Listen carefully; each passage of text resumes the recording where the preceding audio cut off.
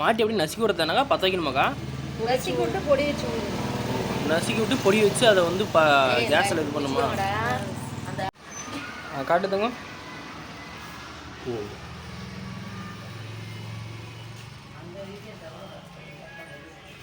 Okay. அப்படி பண்ணி இதில் முக்கிய எடுத்து அந்த மாதிரி ஆயிருமா?